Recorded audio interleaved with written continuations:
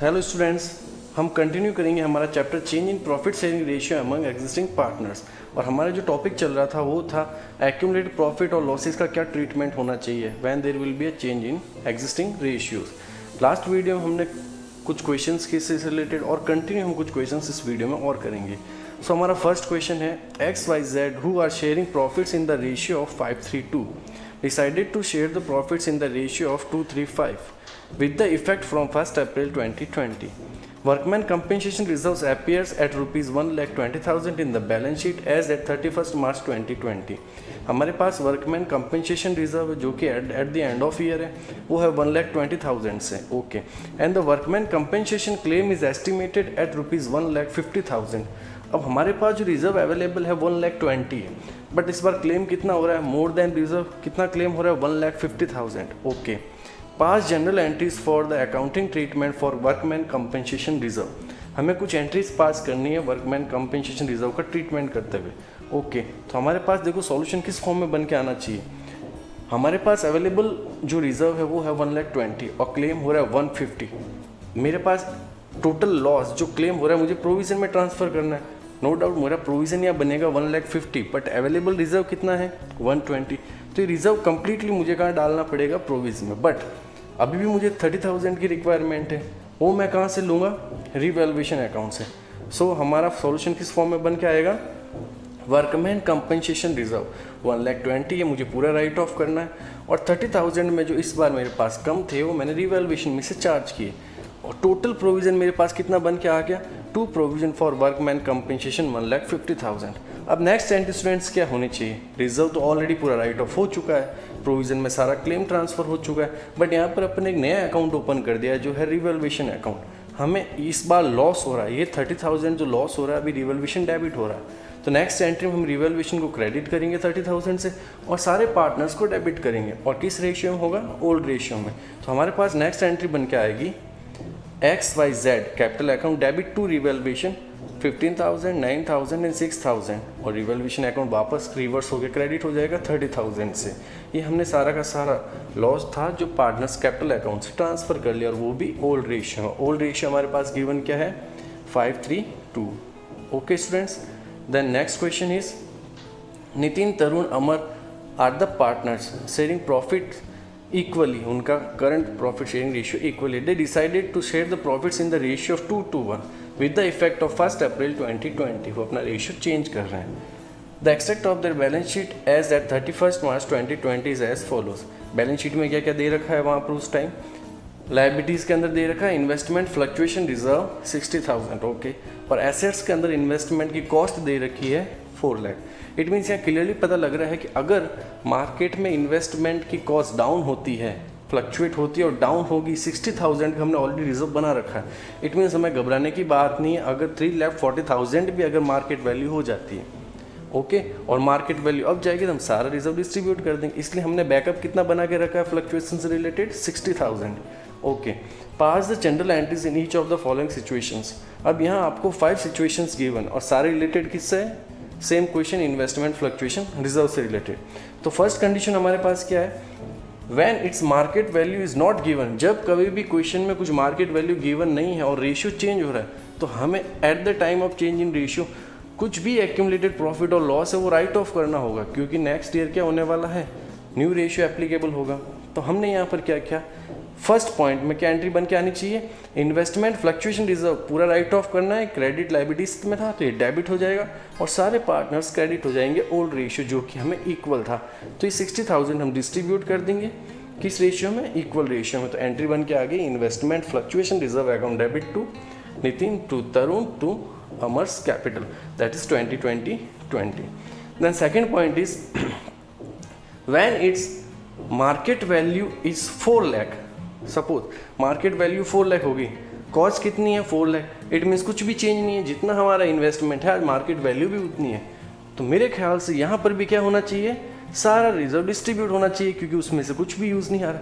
तो same entry जो आपने फर्स्ट में की थी वही रिपीट कहाँ पे होगी, सेकंड में। ओके, तो हमारे पास entry of the second is the same as first. Second की एंट्री क्या होगी, वही जो फर्स्ट में थी, क्योंकि फर्स्ट को देखो वहाँ पे मार्केट वैल्यू गिवन नहीं थी, सेकंड में गिवन थी तो वो सेम थी। तो हमें यहाँ पर क्या करना है, रिजर्व को राइट ऑफ करना है। बोथ द केसेस में हमारी सेम एंट्री बन के आएगी।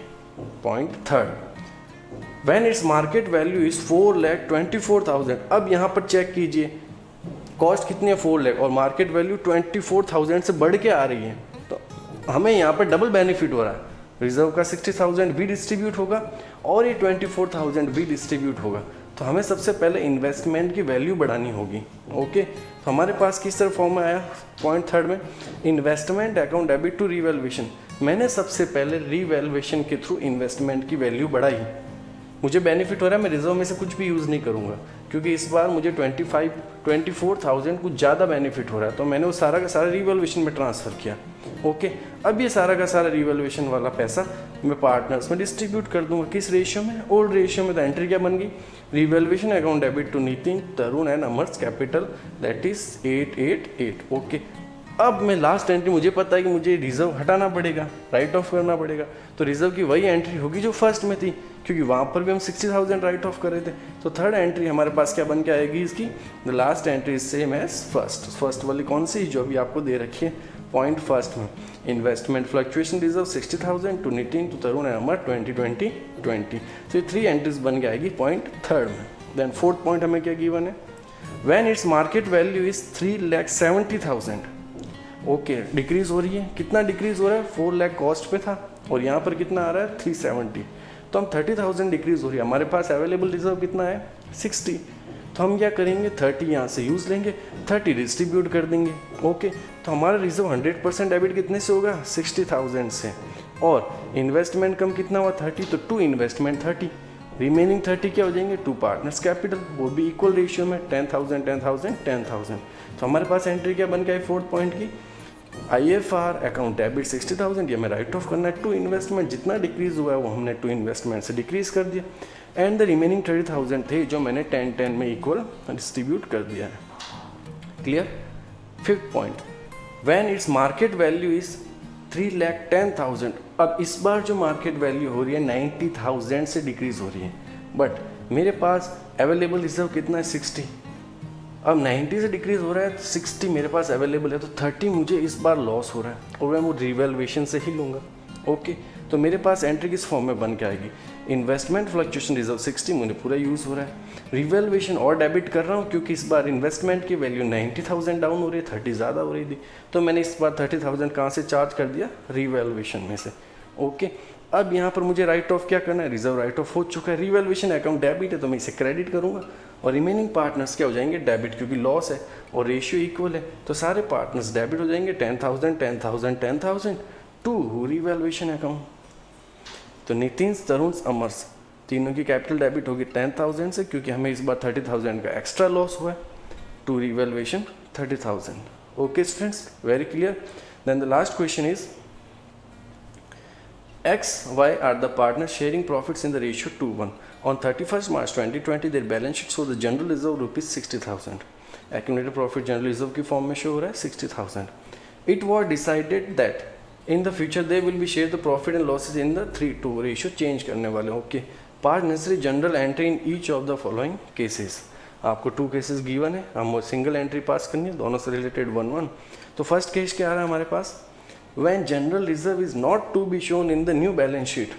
अगर कुछ भी नहीं होता, अगर एडिशनल इन्फॉर्मेशन में केस भी गिवन नहीं होता, तो हम क्या करते हैं 100% राइट ऑफ करते हैं। अब ये कह रहा है कि आपको जनरल रिजर्व शो नहीं करना है, वेरी गुड, नहीं भी कह रखा होता तब भी हम राइट ऑफ कर रहे हैं। तो जब भी जनरल रिजर्व शो हो रहा था तब वो क्रेडिट था, तो हम डेबिट कर देंगे, और सारा किस फॉर्म में राइट ऑफ होगा, ओल्ड रेशियो में।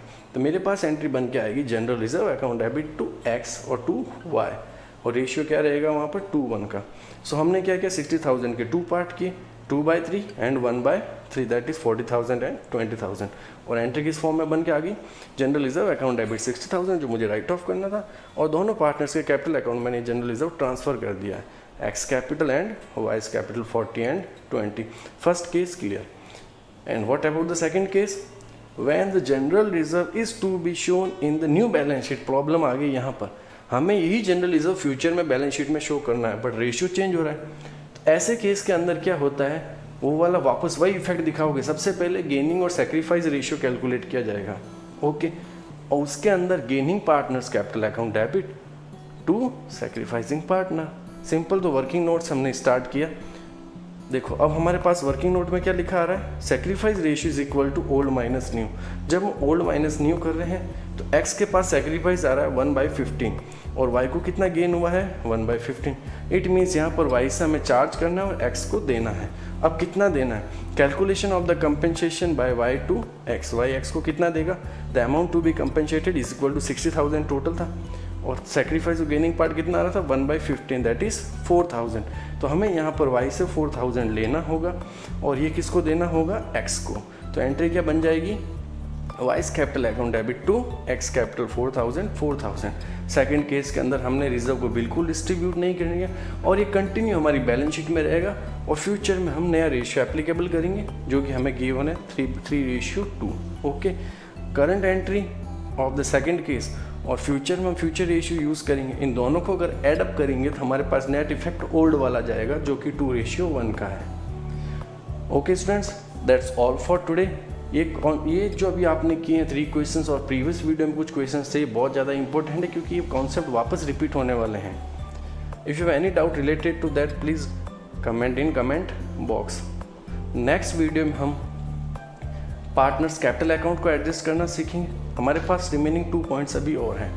First is revaluation account, revaluation of assets and liabilities, and next is adjustment of capital. Okay.